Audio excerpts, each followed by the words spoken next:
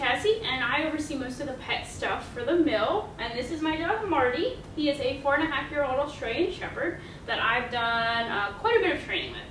So in our training, I also like to introduce some tricks just because he's super smart, he loves training, and I'm always like, okay, well, let's see if I can get him to do this behavior. Plus, we do agility, and one of the first things that we learn with agility is some different skill sets. So one of the ones I'm actually going to show you today is how to teach your dog to wrap an object.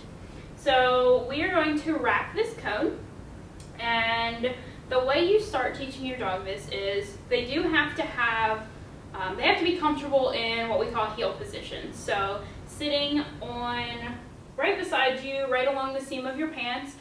The side is not important. Ideally, they'll actually be comfortable on both sides. I'll just be working Marty off of my left side today, but he can go both directions.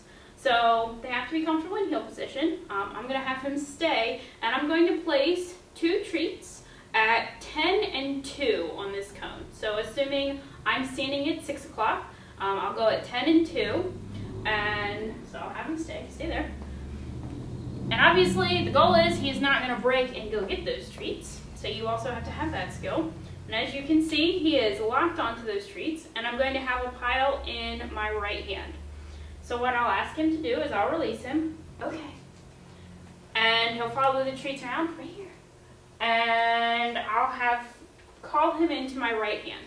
And we're just going to do that a couple times. Come here. Good. Wait.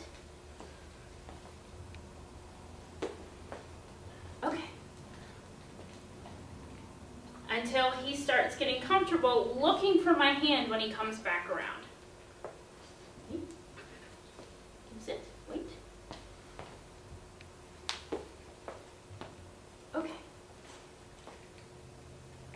Good boy. So that time he paused, but he still looked. So you'll do that until it gets pretty smooth. Oh, sorry, buddy. Come here. I know, that was my fault. I didn't tell you to sit. Stay. Okay. And I'm still standing a little farther away. It'd probably be better to start a little closer. But you practice that several times, and over time you phase out, sit, wait, you phase out the second treat. So then you just put a treat at 12 o'clock.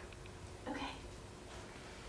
And again, because you have kind of conditioned them to look for the treat in your right hand or your left hand, depending on which direction you're going, wait. As soon as they have that treat at 12 o'clock, they'll automatically, okay, look for you to have a pile of treats for them in your right hand. And over time, you just move the treat further around the clock. Wait. So we're going to put it one at 2 o'clock now. Okay. Oh. So that was Marty cheating the system a little bit. So it was also kind of him saying, hey, we're standing too far away, and we need to break it down a little bit. So I'm going to step a little closer. Okay. Good, and that time he went around. So dogs are going to go, they're going to get the treat or their reward as efficiently as possible. So unless you really shape that, he's going to do that. You know, your dog will duck around the side. And that's where it's good to be a little closer than what I was. Wait. Okay. Ah, there you go. And that time I acted as a little wall because I kind of saw that coming. Then you just slowly, wait, move it farther around. Okay. Good boy. And eventually, ready? Wrap. You're able to phase the treat out completely. So that is wrapping an object. And again, just like with any dog training, wrap. You have to work with your dog. So if I had asked him to wrap without a treat over there and he had just looked at me and was confused, we would have gone back to using the treat because that was him essentially saying, I don't know what you want. So we have worked on this, which is why he already knew how to wrap the cone. We did not just learn to wrap the cone in this video, but that's how you teach your dog to wrap an object.